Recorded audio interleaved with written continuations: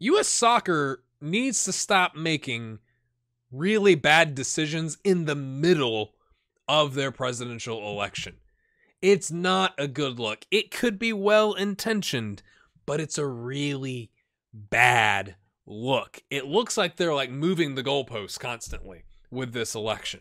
So the first thing that I want to talk to you about is Sunil Gulati. So obviously I said in my last video, which you can see, there should be a card popping up here for you. He's decided he wasn't going to run for re-election. Yay! But it took him apparently a couple days to put in the paperwork to formally release like the parties that had nominated him, the state associations or whoever that had put their names behind him as part of the nominating process, because you have to have 3. All the people that did that weren't able to immediately go find another candidate to nominate, because it took him a couple days, like something like 3 or 4 days, to like formally put in the paperwork. And in that time, his friend from Soccer United Marketing steps up and puts her name in the ring. That's a little curious on the timing, wouldn't you say? Just saying. Even if it was, he just whatever forgot to really. I don't know. Maybe he was busy with teaching his classes in Columbia. Like he's an econ professor. Whatever. I'm not even too fussed about that, because there were 9 candidates that had publicly said they were running for the position. 8 of them have now. It's the deadline for the presidential nomination process is passed. 8 of those people have qualified according to U.S. Soccer. I'd guess the 9th, if I was just guessing, was Hope Solo, because she came in at the last minute too and was like, I could do this. And it's kind of like, even if you can, it's too little too late. Like, where were you 3 months ago? Right? So we've gotten through that. The other 8 people have enough nominations to keep going. That's okay. So whether he released them early or late or not, it didn't really matter, because 8 of the 9 made it. And I think we'll be happy with one of the 8 potentials, right? The other thing that is really, really strange that U.S. Soccer has done is this week. Okay, so the election is in February, so it's like 2 months away. This week in December, after they've announced 8 of the 9 candidates have made the cut, U.S. Soccer announces they're going to be installing a general manager position inside like the hierarchy of the federation.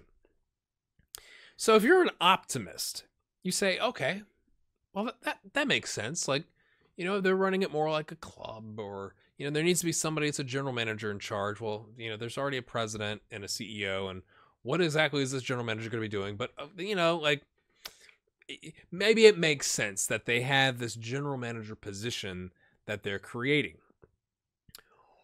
Or if you're on the more cynical side, you could say, the people at the top of MLS, Soccer United Marketing, and U.S. Soccer Federation, the U.S. Soccer Federation,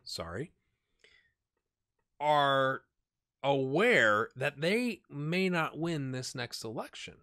The people that they want to have in place may not win the next election. And so they don't want to lose that power.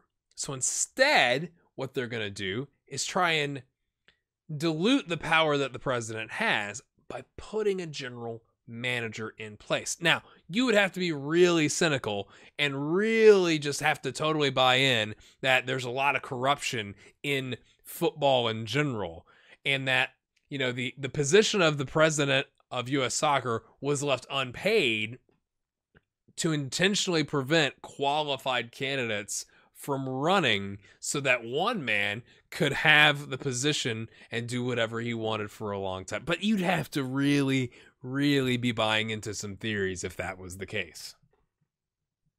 I don't know. It may be a completely legitimate thing to do to put a general manager in place. I don't know. I don't run football federations around the world. That's not in my repertoire, right? If that was the case, that's something, in my opinion, that the general membership of the federation should be voting on. And even if you didn't let them vote on it, it should be done after the fact when a new president is in place. Why are you changing things as it's getting closer and closer to the date of the election? It just isn't a good look. Like, it may be the best intentions in the world, but it's got really bad optics. It looks like the people at the top, like the Snugalottis and all the people he's associated with, are like, okay, so we're not going to win this election. It looks like Eric Winalda might win the election. I know what we could do. We'll put a general manager in place. And it's just like, that may be not what's happening. It's just not a good look. So I'd love your thoughts in the comments. What do you think? What have you read? Because there's going to be articles I haven't read, podcasts I haven't listened to. So let me know what you think in the comments as to all the changes U.S. soccer is making leading up to this election. Is it good intentioned, or is it something a little more nefarious? And we'll see you in the next episode. Thanks for watching.